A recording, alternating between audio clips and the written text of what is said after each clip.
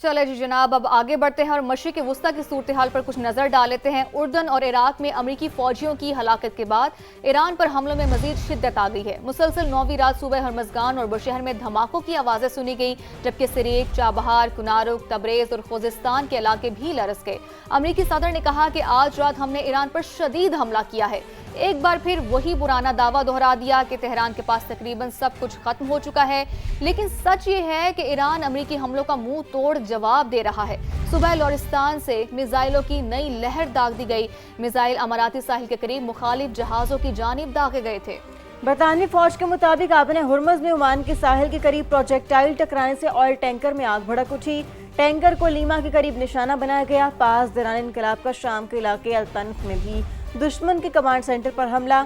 America के इत्तेहादी Bahrain के दारुल हुकूमत मनामा में अमेरिकी सिफारत खाने ने सिक्योरिटी अलर्ट जारी कर दिया। तो ये सिचुएशन है, दोनों तरफ से कार्रवाइयों का सिलसिला जारी है, हमलों का सिलसिला जारी है, जिसके मनाजिर आप समा की स्क्रीन पर कुछ देख भी सकते हैं।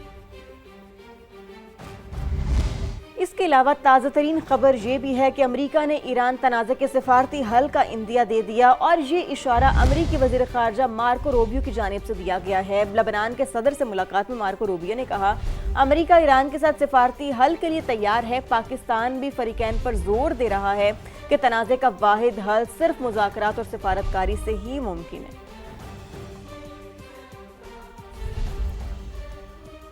अभी आपने हुर्मुज़ में ओमान के साहिल के करीब प्रोजेक्टाइल टकराने से ऑयल टैंकर में आग भड़क उठी। टैंकर को लीमा के करीब निशाना बनाया गया। पास दौरान इनकलाब का शाम के इलाके अल-तन्फ में भी दुश्मन के कमांड सेंटर पर हमला। अमेरिका के इत्तेहादी बहरीन के दारुल हुकूमत मनामा में अमेरिकी सिफारत खाने ने सिक्योरिटी अलर्ट जारी कर दिया। तो ये सिचुएशन है, दोनों तरफ से कार्रवाइयों का सिलसिला जारी है, हमलों का सिलसिला जारी है, जिसके मनाजिर आप समा की स्क्रीन पर कुछ देख भी सकते हैं।